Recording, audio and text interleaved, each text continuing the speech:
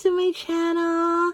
If you're new here, my name is Anne, and if you've been here before, welcome back. So for today's video, we're going to talk about the best Victoria's Secret body mist ever of all time, and I made this video because you guys did request this video, and you also voted this to be the next video that I'm going to create. So I've tried so many different fragrance mists from Victoria's Secret. I have so many in my collection, and I think these are the best of the best, and these are all available on the website. So you can just go to victoriasecret.com and you can still find these if you are interested.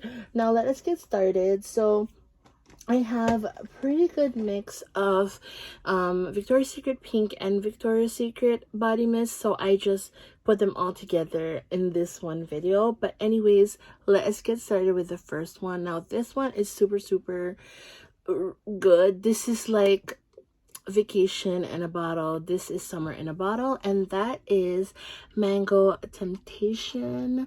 This has got to be the most delicious one that I have. If you guys love gourmand scents, this smells like a mango slushy. It's just so juicy, very ripe mango, and it even has like little images of a mango, which is so cute. But this is mango nectar hibiscus flower. This one smells like the Philippines. Like if Philippines is in a bottle, this is it right here, because it smells like our juicy ripe mangoes that are super sweet, super sweet on the inside. These are just amazing. These actually also remind me of mangonadas, if you guys are familiar with the Mexican slushy, without the spices. So without the spices that they put, this is literally it. It's such a juicy scent, and it's so sweet. It smells like food. I can't believe how it smells so food-like, because I thought it's just a hint of mango or just a hint of fruit, but it is like straight up fruit. It's like opening up a pack of dried mangoes, and they were kind of moist on the inside, because they're, you know how like there's like dried mangoes that are kind of a little bit moist, they're not covered in powdered sugar. That's what these smell like. So anyways, let us move on to the next one. Now I really like this scent, and I feel like a lot of people do have this scent in one way or another, because this is such a common kind of fragrance DNA or like a scent profile. But anyways, that is the Midnight Bloom. And Midnight Bloom, it says moonflower and creamy woods. So this one actually, it is very similar to In the Stars by Bath and Body Works. So it has that floral, woodsy, a little bit of sweetness, but there's a lot of depth in it. And I think it's not vanilla. It's not like a vanilla kind of a sweetness, but it's more of like,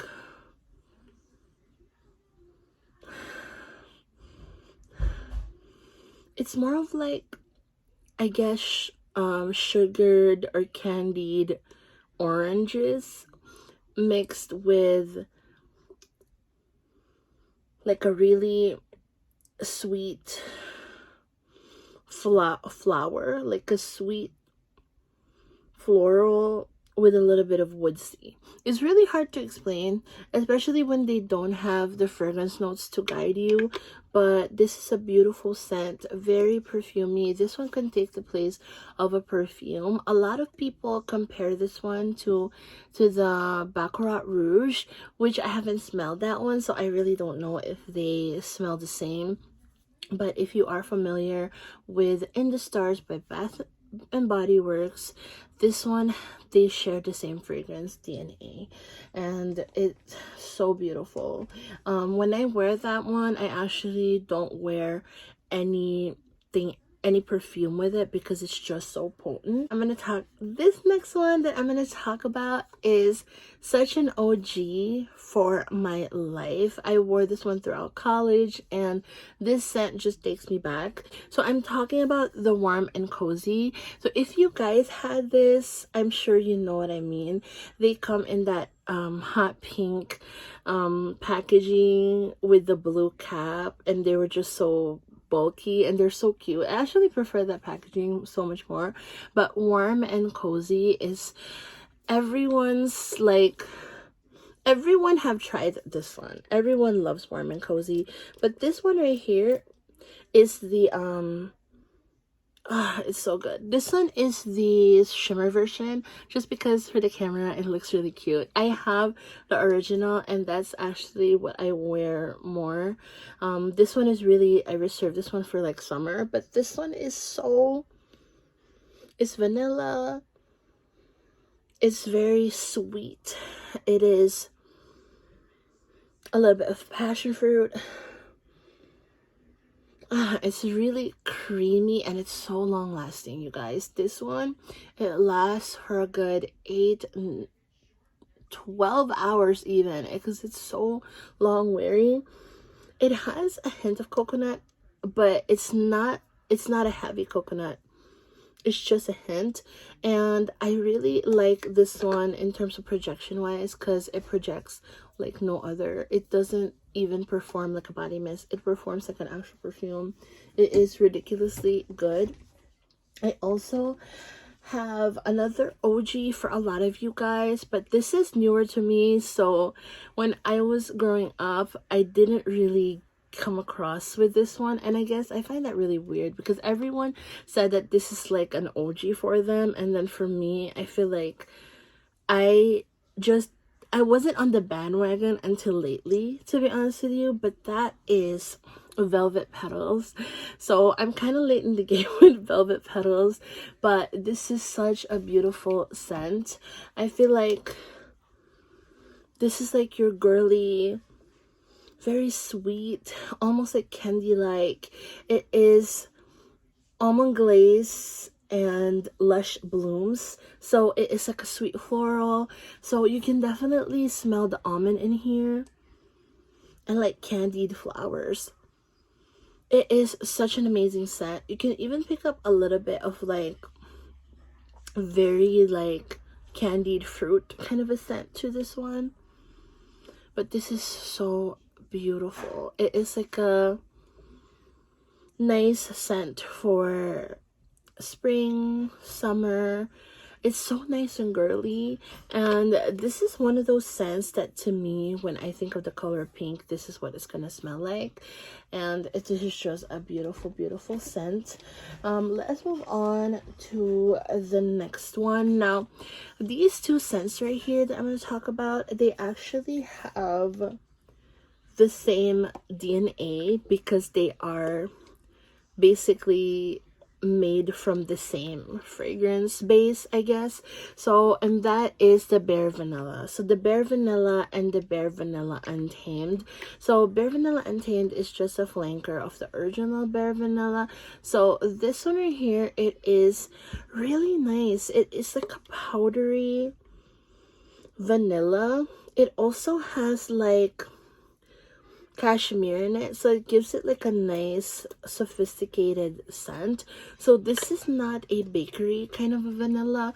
It is more of like a, it is soft, yet it is a strong vanilla, but it is not like a straight up vanilla syrup, or it doesn't have any syrupiness in it. It is also not a straight up like vanilla extract scent. It is just like a good like powdery vanilla. That's how I would describe it, with cashmere. And cashmere is such a luxurious scent. No matter what like, no matter where I smell cashmere, whenever I smell cashmere, I smell sweetness, and I also smell like expensive perfumey vibes. So this one gives perfumey vibes for sure. And if you guys like sweet scents, but you don't really like gourmand, like super too sweet scents, now this is perfect, because this is never gonna be sickeningly sweet. No matter how much you spray it on, it's still really, really soft. Now the next one, it is a little bit stronger, actually a lot stronger than the Bare Vanilla, because this one is actually a more potent version of it. So this one is the Bonneville Untamed, and it has Vanilla Elixir and Apple Blossom. So the Apple Blossom in this one, it doesn't smell like the fruit. So it smells more like a floral, kind of like... It also has like marshmallow note, which is so weird. I also pick up a little bit of smokiness to this vanilla, so I guess that's what the Vanilla Elixir is. So it is like a smoky vanilla, very creamy smelling, but also sharp. So it's like a sharpened kind of a vanilla. So it is really good. Very, very perfumey. This is more of like, I guess, if you would compare them, this is going to be the daytime, this is the nighttime, this is the spring, summer, and then this is the fall, winter kind of a version. Because this one has a lot of depth to it, and it is a little bit more mature smelling because of the depth and the smokiness about it. But I love this one so much. It is so good. Now let's move on to these three right here that I'm going to talk about, you guys. Like, I think not a lot of people are talking about these, and I feel like they need more hype, because these are amazing, you guys. These are so good. I think out of all the collections that I've come across, because you know, Victoria's Secret, they're kind of hit and miss with their collections, but this collection, I have to say, is bomb. Now my favorite among all of the stuff that they came out with this collection are these three. They have four. So the three that I'm gonna talk about is Rouge Elixir, Cherry Elixir, and Fleur Elixir. And you guys, these are all so unique from each other. So the only thing that makes this line distinct is the perfuminess of them all, the uniqueness of each individual scent, and they're all very alluring, intoxicating. Like, they have that Tom Ford quality that you're just drawn to them, and that's what these three have. I couldn't explain what it is, but they have that edginess, you know, they have that edgy quality about them. So let's start with the most light one out of all of them, and this one is Fleur Elixir number 7. So it is scarlet rose and pink pepper. So those are the notes that it says here. I love the packaging. This is the most favorite I have out of all of the ones in this line. I love this packaging so much because it's such a nice pink color. But this one, you guys, this is just such a good floral scent. Like, so fresh. It is not very floral. It is like fresh. There's some fruitiness in it. I feel like I'm smelling a little bit of a pear, like a crisp pear kind of a scent. It's not written here in the nose that it has pear, but it has that freshness of a pear. It also has like a very, very mild rose in it. Like, it's not like, when you smell this one, you won't even think it's rose. So it's such a nice scent, and it's a floral that is not an outdated floral scent. This is so good. They did a great job with this one, and this is the lightest out of all of them. The longevity is still beautiful, don't get me wrong, but this one is absolutely like different compared to the other two that I'm going to show you guys, because this one is the softest. So if you want to try this line and you're scared that they might be too strong for your nose or they might be too potent for your nose, try the Rouge Elixir, just because it is the softest one out of all of them. It's still beautiful though. So the next one I'm talking about is a cherry elixir, you guys. I love this. I love this one. It's black cherry and liquid amber. So good. It has that like smoky quality about it, but it also has a hint of saltiness. So if you guys know like the smell of black licorice, like that it has like a salty kind of a smell to it, that's what the saltiness that I'm picking up from here. But this one in no way smells like licorice. It doesn't smell like licorice, but it has that salty quality about it, but it's also like that dark cherry. So it's kind of like I guess in a way you can say it's like a dried cherry. Like it smells like a dried black cherry, because you know how like some fruits, like if they're dried, they actually have salt on the outside, but they're really sweet and they're like full and full of flavor, super packed with flavor. That's what I think about when I spray this one, and it's so perfumey. The amber sweetens up. This one is such a nice like date night, nighttime, fall, winter perfume or fragrance mist. I can't believe I called it perfume. It smells like a perfume, first of all.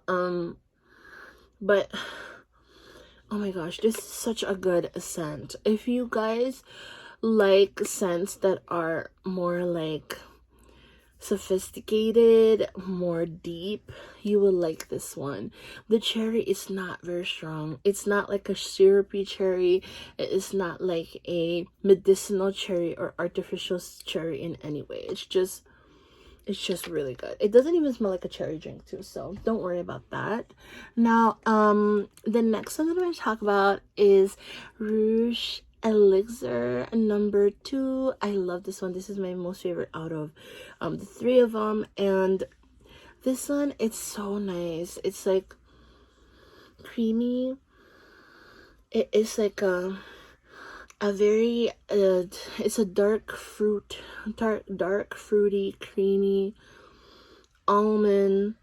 So this one, it has red currant, almond cream. The red currant in here is such a rich like smell to it. Like it has a rich deep aroma, and it is a strong red currant, but mixed with the almond cream, it's just beautiful. This one smells beautiful. It is sweet, but it's also sophisticated. It's perfumey. It is strong. It is potent. It can take the place of perfume.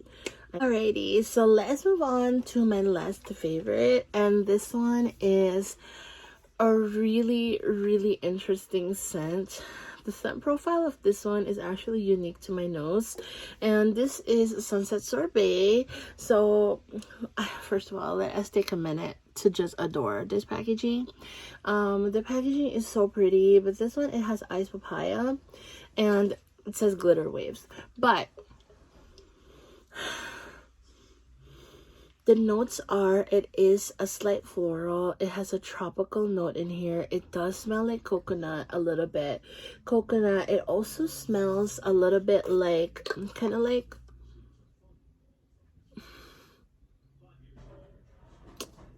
it's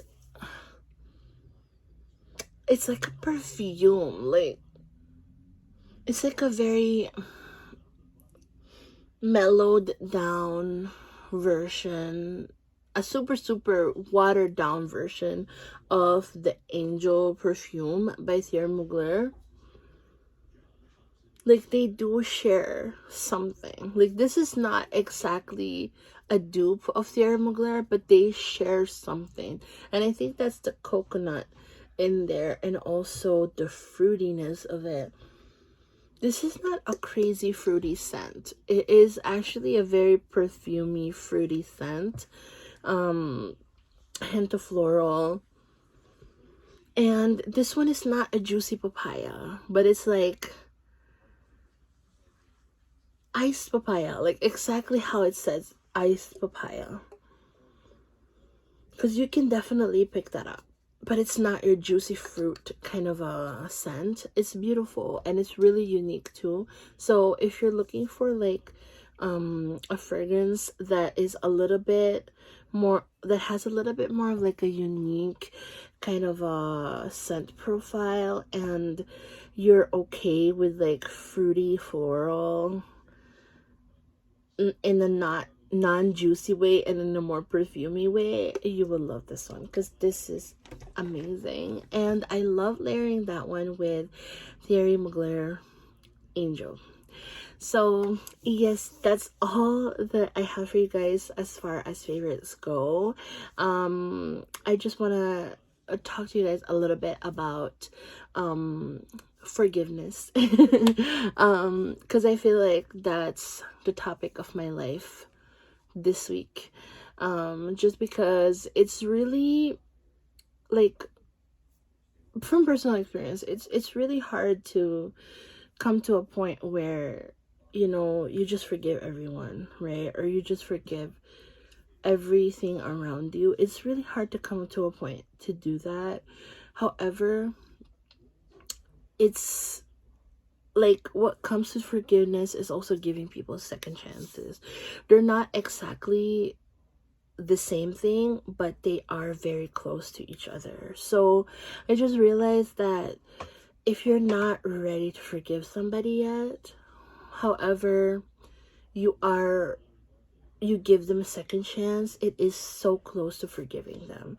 So it's kind of like one step behind, or one step forward, one step forward towards forgiving them. And there's a lot of like people in our life that would hurt us in one way or another, or they would do something that we really don't like and we don't agree with, but giving them the chance to redeem themselves and giving that relationship a chance to and I'm not talking like romantic or anything like that. This could be with anyone, your coworker, your friend, your mom, your sister, whoever it is in your life that you feel like something,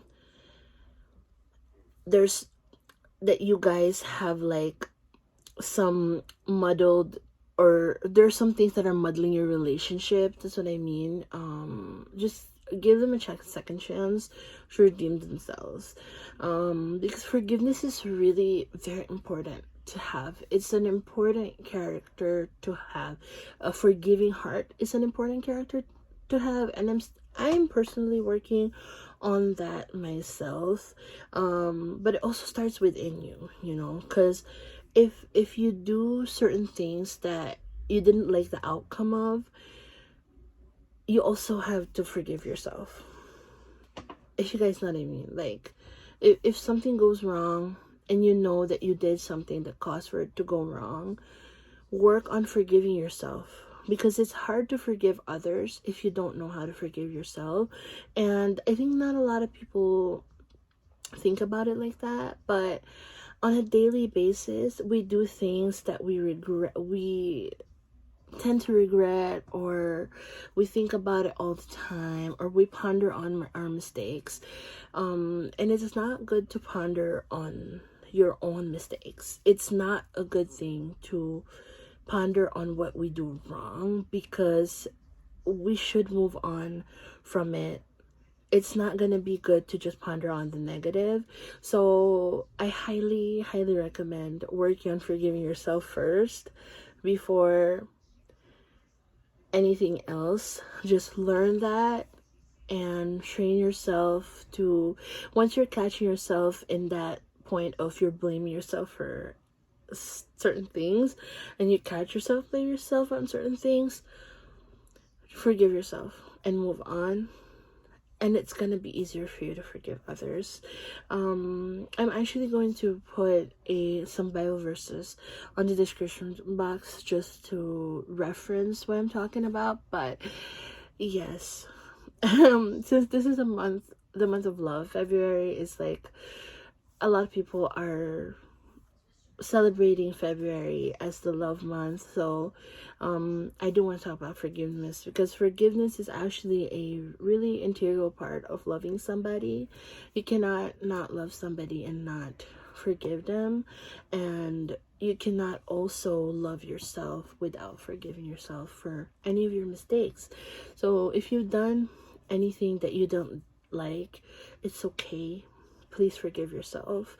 Don't be too hard on yourself. Don't be too hard on other people as well, because we're humans after all. We are not perfect. They're not perfect. They can wrong you. You can wrong them. We're not eternal, perfect beings. And yeah, so forgiveness is really integral to love. Forgiveness is a big part of loving somebody and loving yourself. God forgave us of all of our sins, and the main reason why he did that is because he loves us. So yeah, I'm going to leave that the scriptures on the description box for you guys to read. And I thank you guys so much for all the love you've been giving my channel. I super appreciate it. I'll see you guys on the next one. Bye.